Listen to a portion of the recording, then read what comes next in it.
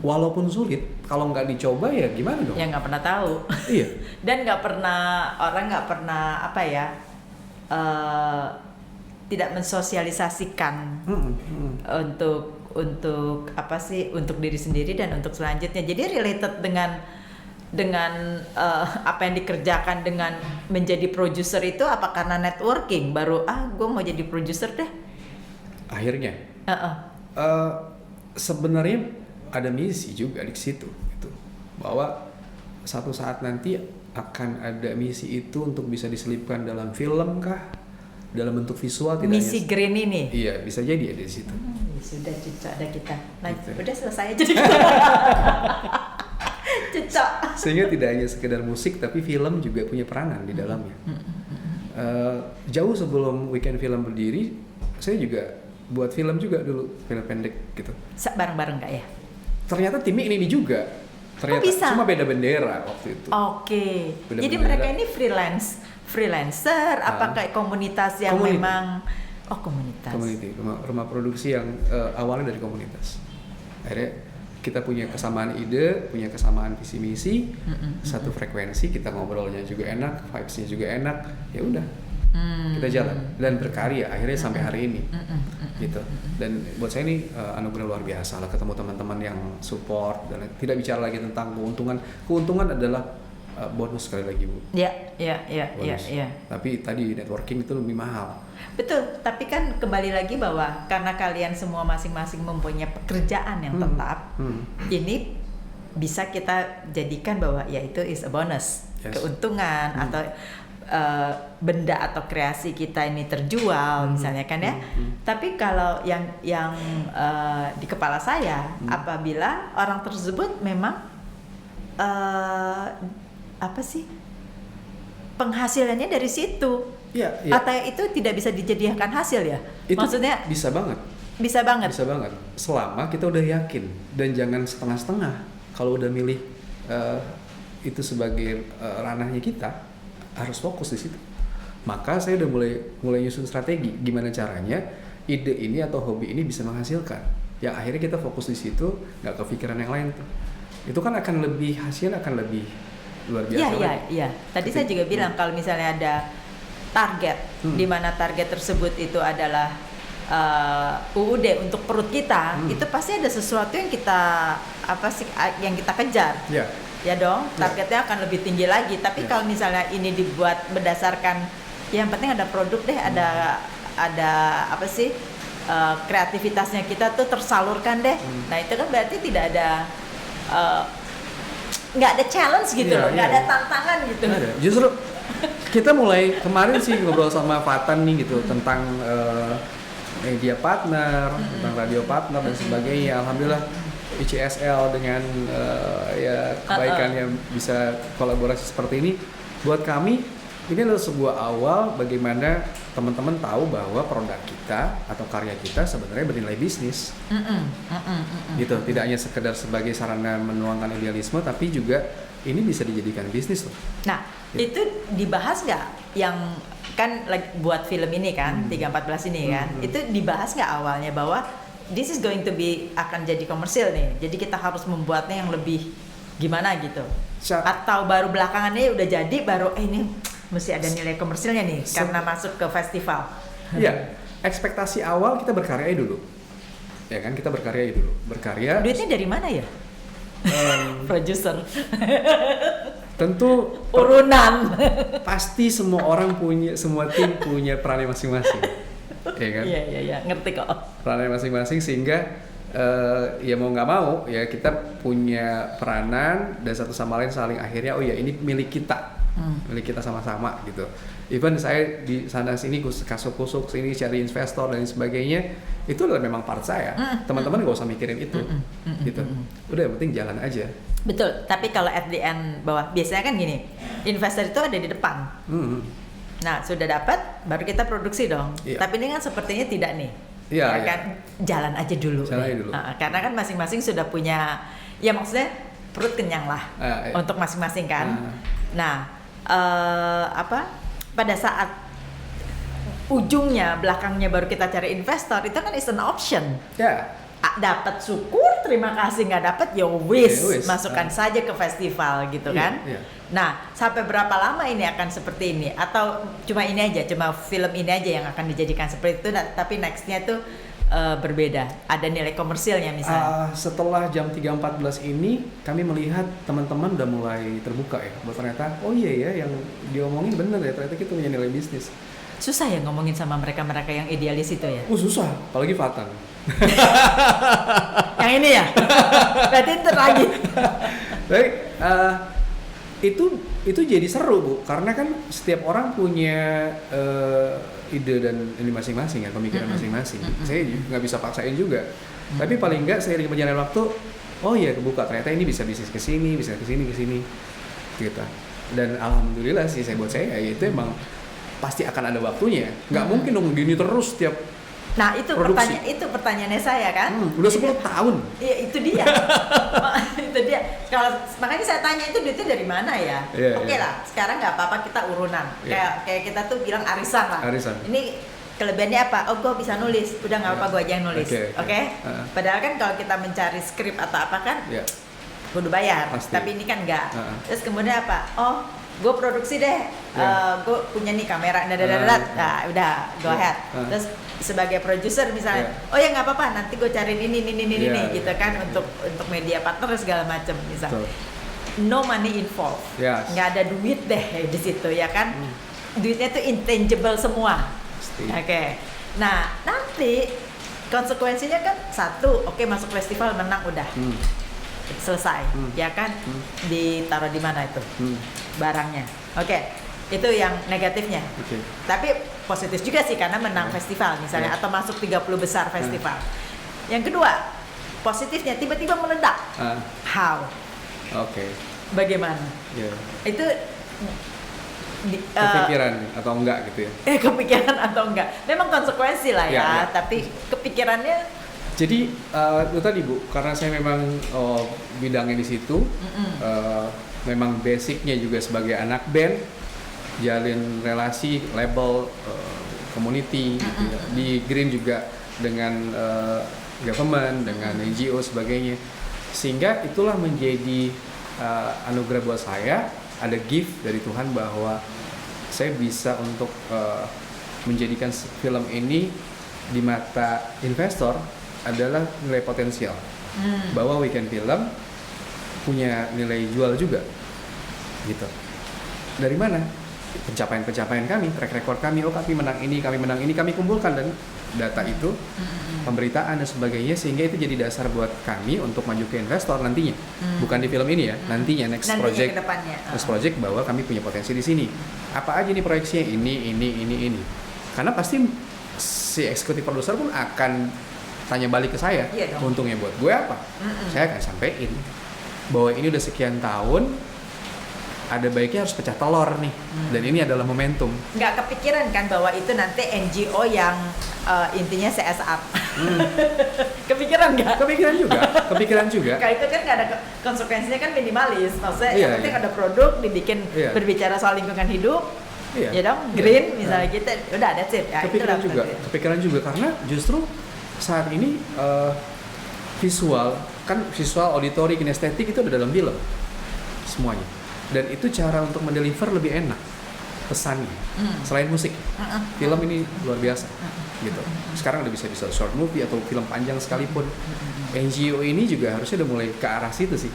Walaupun mungkin di mana-mana sudah mulai, cuma kan mungkin gongnya nggak terlalu hype. Kalau misalnya in your dalam kepala gitu ya, kalau kita membuat short movie berarti kita bicaranya ya. Saya selalu konotasinya adalah video klip ya. Tapi short movie itu kan berapa? 7-10 menit? Iya. Berapa? Beda, bebas. Bahkan ada yang 2 menit, 3 menit. Oh itu masih tetap dibuat dibilang short movie ya? Iya. Bukannya seperti reels dan itu? Enggak ya?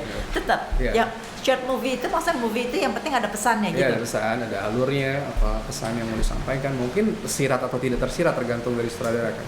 Oke. Gitu. Tergantung bagaimana maksud dan tujuannya. Kadang ada satir, ada di situ. Gitu. Ya balik lagi bahwa kalau ngomongin tadi soal lingkungan, ya memang sudah seharusnya saat ini film menjadi salah satu sarana untuk mendeliver pesan. Karena maaf ya, sekarang orang terlalu fokus ngomongin royalti musik segala macam dan lain sebagainya, ada yang terlupa nih bahwa ada tanggung jawab lingkungan loh. Kenapa Bali sampai banjir sekarang gitu? Kenapa puncak kemarin sampai longsor dan sebagainya? Come on gitu, sadar bahwa ada juga sisi lain yang kita nempatin bumi loh, kita nempatin hujan turun harus ada resapan air loh. Jangan sibuk bangun ini bangun itu.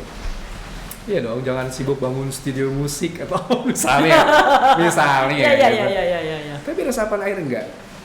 Terus gimana caranya? Ya udah buat sebuah studio musik yang next mungkin punya target, nanti semuanya pakai panel surya, memanfaatkan matahari. Ya kan? Terus serapan air, kita buat bioretention dan sebagainya. Seperti itu sih, Bu. Belum masuk ke dalam sih ya. Nanti masuk ke dalam. Nanti kita visit kan. Nanti visit ke dalam. Itu sih, Bu. Seru sih. Tadi soalnya Ibu mancingnya ke situ. Iya. Jadi saya pikir wah ini seru nih. Ada lawan bicara yang seolah-olah nantangin sih. Ya, becoming menjadi produser itu kan bisa apa aja gitu kan. Iya. Tetapi tantangan itu terjadi apa isu yang memang saat ini sedang bukan digadang-gadang ya, sedang sangat prihatin gitu loh. Itu adalah yaitu lingkungan hidup ya, dan kita di dunia kreatif yang paling mudah untuk mengkampanyekan atau menyuarakan lah, bukan kampanye, kalau bahasa green itu kan Campaign. menyuarakan kan, campaign itu adalah dari musik dan film. Dan apalagi sekarang kalau musik mungkin orang udah bosan gitu ya, tapi film itu kan orang kalau nge-scroll ngelihat balik lagi, ini seru nih, balik lagi, ini seru nih, ini balik lagi, akhirnya sampai beres kan. Akhirnya sampai beres gitu loh. Dan apalagi kalau misalnya dibilang short movie itu bisa dari 2 menit pun udah dibilang bisa short jadi, movie. 2 menit, 3 menit Baru kan. tahu ya, berarti kita bikin short movie itu ya. Bisa. Tapi ngomong-ngomong ya, begitu banyaknya produser dan komunitas pembuat film, ya baik itu short maupun yang ini layar lebar, nggak takut saingannya terlalu padat gitu, tetap punya crowded tempat, gitu loh, tetap punya tempat tersendiri, dan penikmat film tuh banyak banget. Jadi setiap orang pasti punya ceruk rezekinya masing-masing, nggak usah khawatir soal itu. Setiap orang perlu beras. Apakah pedagang beras akhirnya bangkrut? Juga enggak kan? Tetap makan juga mereka gitu. Even sekarang misalnya musiknya nggak boleh nyala ya gitu, tapi warteg tetap rame kok. Walaupun ada warteg ini, warteg itu, warteg ini, tapi tetap mereka. Udah boleh nyala sekarang. Udah nyala, boleh silakan. bukan nyala lagi kayak lampu ya, apa nyala sih? Udah boleh. Udah boleh. Udah mulai ringan lah sekarang. Para DPR itu udah boleh gitu banget kan. Makanya seru. Makanya kalau sekarang bicara tentang takut saingan, enggak, justru artinya sebagai produser punya challenge juga kan sebenarnya situ untuk create lebih baik, belajar terus. Ketimbang kita nggak ada kompetisi, kayaknya ngerasa puas sendiri jadinya. Padahal kita mesti terus belajar. Apakah ini pencapaian yang terakhir? Ya enggak, justru dengan jam 3.14 ini jangan jadi terlena abis itu. Kita udah buat film keren. Oh enggak. Ini bonus aja sebenarnya kita dapat kita. Sebagai kayak dikasih senang dulu nih. Oke, setelah lahiran lagi akhirnya anak keempat ini gitu misalnya. Ya udah. Ini sama nggak 1, 2, 3 dan keempat apa yang namanya topiknya atau DNA-nya horor tetap. Tapi Joko Anwar kemarin masukin jam 3.14 ini ke drama, bukan horor. Tapi ya nggak apa-apa, itu sih silahkan dinilai sendiri gitu. Tapi buat kami ya itu. Bahkan kenapa sih horor terus sih ya? Karena horor itu salah satu genre yang paling digandrungi ya. Rame terus gitu. Dan memang orang Indonesia senang dengan yang klinik gitu, yang apa gitu. Walaupun kita bukan film yang jump scare sih, enggak. Cuma memang kayak eksperimental psikologis dan sebagainya, ini kan sebuah horor yang lain, yang ditawarkan lain gitu. Dan kepikiran juga sebenarnya nanti next mungkin orang nggak sadar bahwa ini adalah isunya adalah isu keseharian dan isu lingkungan. tapi dibalut menjadi sebuah film horor. Itu kan kadang-kadang orang kalau ditakut-takutin terus kok iya jangan nanti takut ini. Itu maksudnya. Kalau memang horor itu menjadi kesukaan bangsa kita, masyarakat kita, ngomongnya enak banget jadi kita lagi diomelin. Tapi memang benar dong ya. Iya. Ya kenapa nggak kampanye lingkungan hidup itu seperti itu? Iya, dari situ orang kan jadi nggak ngeh sebenarnya Bu, gitu kan. Kita bicara tentang ya kalau Mas Joko Anwar ini relevan dengan keseharian Indonesia saat ini, kondisi Indonesia saat ini, ya berarti kan kondisi saat ini di Indonesia justru yang memprihatinkan adalah yang tadinya jamrut Katulistiwa, apakah ia masih jamrut Katulistiwa sampai hari ini kan? Kadang enggak, Katulistiwanya masih tetap, jamrutnya udah hilang. Jamrutnya udah hilang. Gitu. Nah ini kan harusnya kita tanggung jawab semua kita semua masing-masing dengan perannya masing-masing gitu sebagai regulator kah atau sebagai masyarakat cuma kita bisa memulai ya tapi konsistensinya itu nggak ada. Itulah Bu yang sulit konsisten tadi. Tapi selama itu adalah sebuah hal yang menarik untuk dalam hati kita bahwa kita tidak bicara tentang hari ini doang kita, tapi ternyata ada anak cucu kita loh ke depan. Saya rasa semua orang akan bilang, oh iya kita mesti. Jangan lu bilang sayang keluarga. Tapi gimana kalau yang istilah omdo itu? Omdo. Omdo karena sekedar wacana. Iya, tapi maksudnya dia berbicara, dia melakukan, tapi itu masih masuk ke konsistensi. Awalnya oke, tapi setelah itu ya udah gue lakukan terus. Iya, jadi akhirnya kadang-kadang orang lebih sekedar menggugurkan kewajiban aja kan. Dan itu buat saya kurang tepat. Menggugurkan kewajiban soalnya tadi kata ibu, ya penting gue udah buat. Abis itu ya buang sampah lagi misalnya. Atau ya udah plastik lagi atau straw lagi. Nah seperti misalnya ya kalau kita lewat di Jalan Sudirman, kok kita kenapa jadi ngomong lingkungan hidup ya, bukan produser ya, tapi itu lebih interesting daripada produser. Siapapun bisa jadi produser. Yes betul. Right? Bener banget. Nah, tapi kalau lingkungan hidup kan enggak.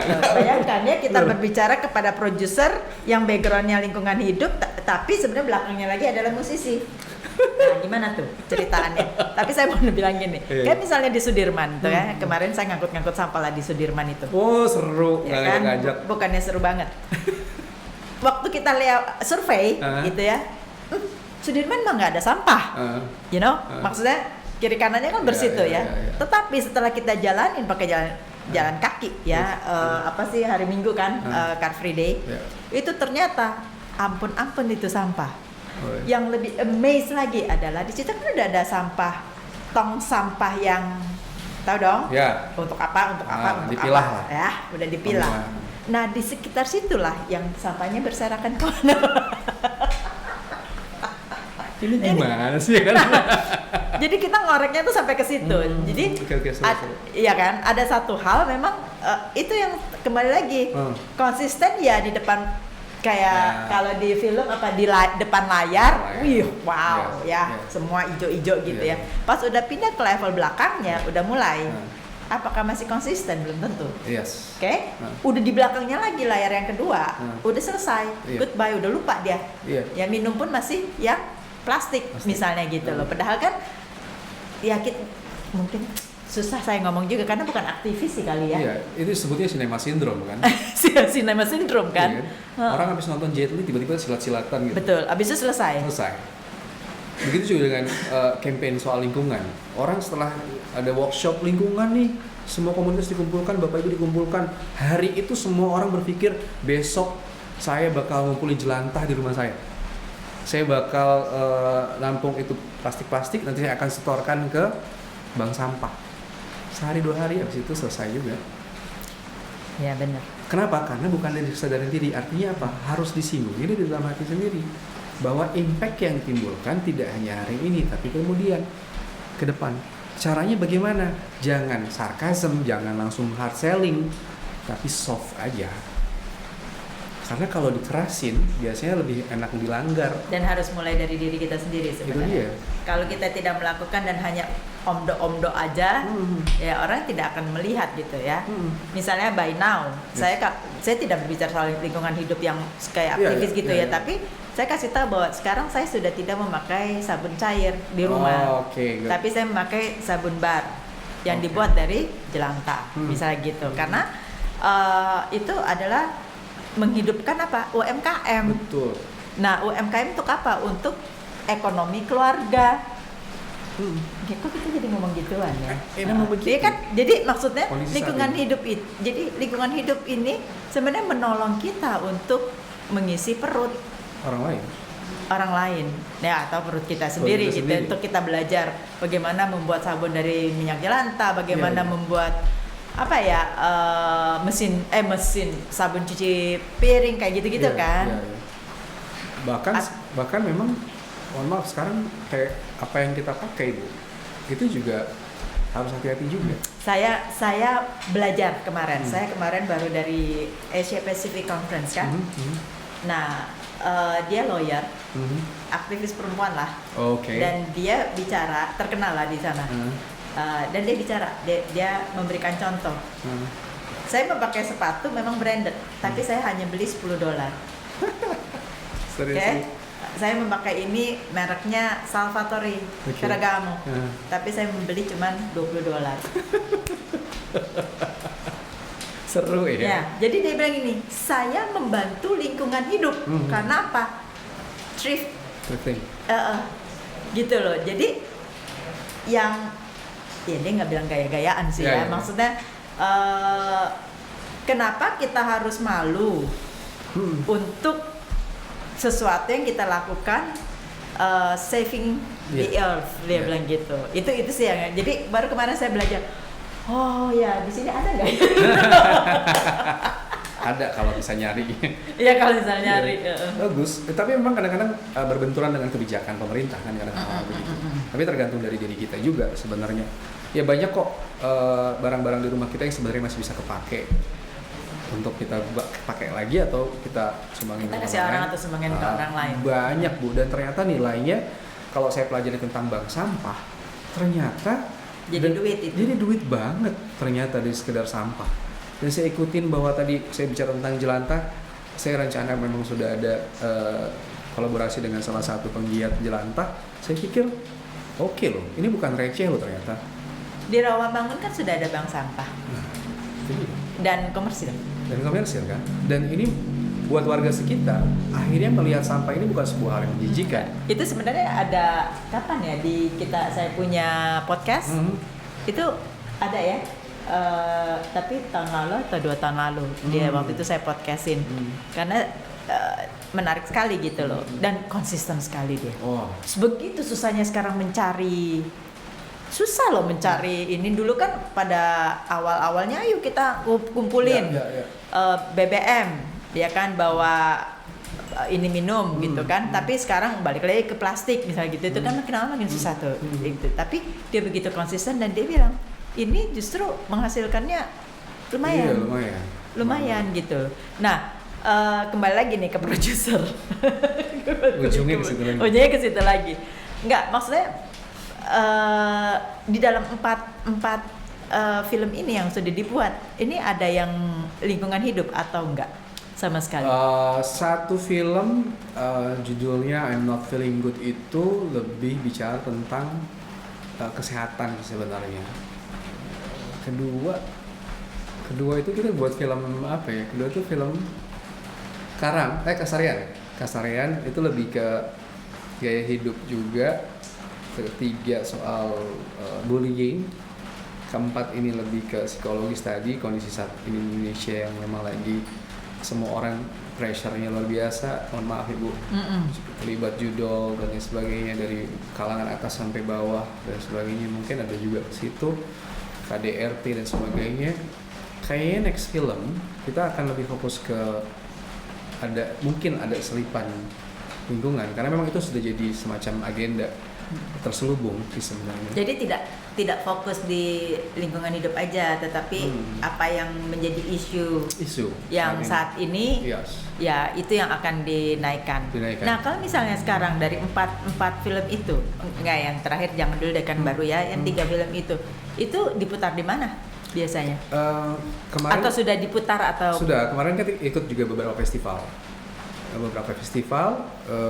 Dari mulai kementerian sampai beberapa film international film competition nasional dan internasional, ya kita ya alhamdulillah sih diputar di sana juga, termasuk di salah satu bioskop terkenal juga, sempat juga di film Kasarian itu. Itu layar lebar memang? Enggak, film pendek. Film pendek. Kita menang jadi best horror movie, kemudian ditayangkan di sebuah Nah bioskop. itu ada periodenya nggak kalau ditayangkan? Ada. Atau cuman saat itu aja karena menang langsung ditayangkan itu gitu? Momen saat itu aja ya. Nah setelah sudah tidak ditayangkan kan cuman sekali kita itu aja. Kemana tuh? Hadir di setiap event-event community, kemudian screening film segala macam. Film workshop, tersebut? Macam-macam. Biasanya sineas ngumpul jadi satu. Kita juga taruh di platform YouTube dan sebagainya. Sendiri ya, platform YouTube sendiri. Oh bisa dijadikan sinema? Iya. Ya kan, namanya apa sinema gitu atau TV gitu ya? Bisa begitu nantinya. Arahnya tetap ke sana. Cuma saat ini yang sudah ada kita manfaatkan aja dulu. Kan toh banyak sekarang platform yang menyediakan itu dan banyak festival yang menyiapkan ruang untuk para sineas berkarya. Jadi terus aja. Punya rencana nggak berapa tahun dalam 1 tahun itu berproduksi berapa banyak? Sebagai produser kan tentu tahu dong kapasitas ya, kita. Semakin produktif sebenarnya semakin bagus. Tapi kita lihat capitalnya juga mungkin atau enggak gitu ya.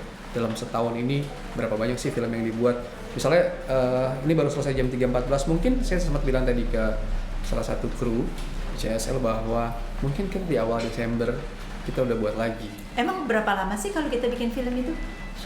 Ini 3.14 berapa? 1 hari.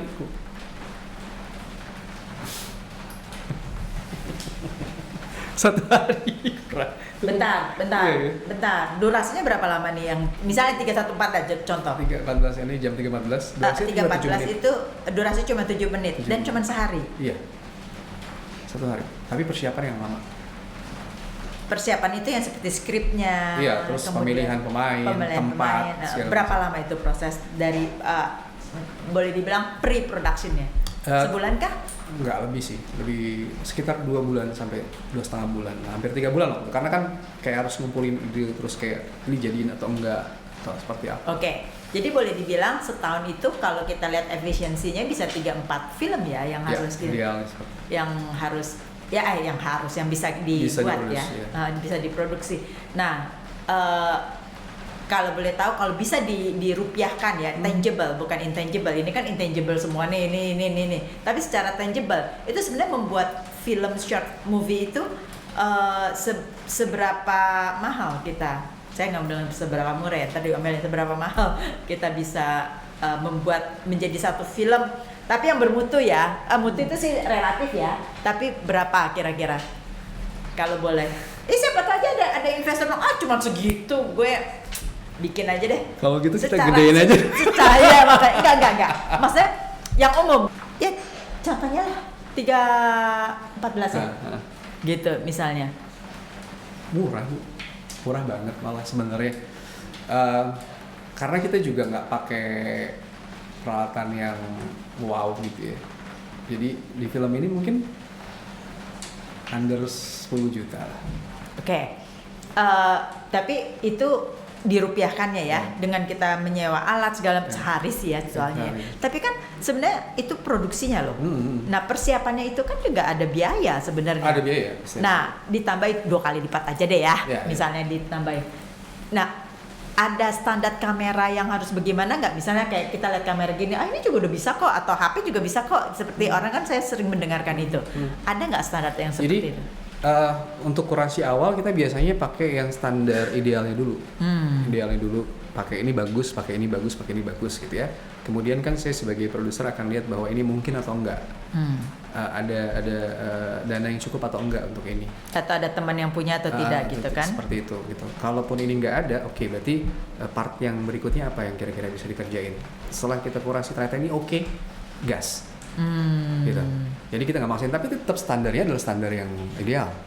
Jangan kita nurunin standar juga. Tapi apakah standar ideal jadi akhirnya maksain? Mendingan ya udah yang ada, tapi kita bisa maksimalin. Dan akhirnya jadi juga kok. Iya. Gitu. Oke. Makanya tetap jangan kita lu segini aja deh, nggak gitu juga. Yang ini ya, ini proper Pokoknya banget loh. Tetap secara kualitas Ini. harus ini. Nanti hubungannya dengan warni piro dan lain-lainnya ya itu tinggal menyesuaikan. Oke, jadi tetap jangan sampai tadi saya bilang Ibu benar, jangan sampai nurunin kualitas. Udah buat aja yang seharusnya seperti apa sih gitu. Kan berjalan waktu dalam 2-3 bulan kayaknya ini cukupnya yang segini nih. Bisa nggak? Oke, akhirnya nanti art director akan mengakalin lightingnya segala macam sampai akhirnya terwujud dengan seolah-olah nilainya emang segitu.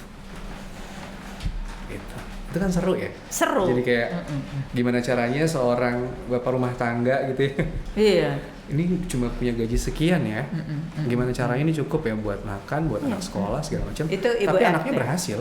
Itu ibu RT biasa yang lakukan itu. Iya. Ibu rumah tangga. Iya. Dikasih gini habis gimana gajinya cuma segini.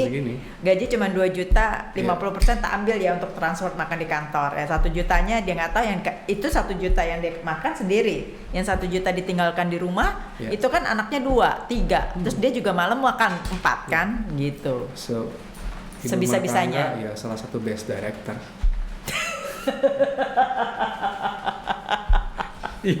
Jadi semua ibu rumah tangga jadilah director. Iya, karena aktornya itu bisa jadi peran ini. Keren loh. Sebenarnya itu perempuan tuh benar-benar sesuatu pekerjaan yang tidak pernah selesai. Iya. Kalau perempuan tuh mengerjakan sesuatu tuh nggak pernah akan selesai. Iya. Dan para aktor ini kan kadang-kadang ada yang on the track, ada yang enggak kan? Iya. Anak-anaknya. Iya.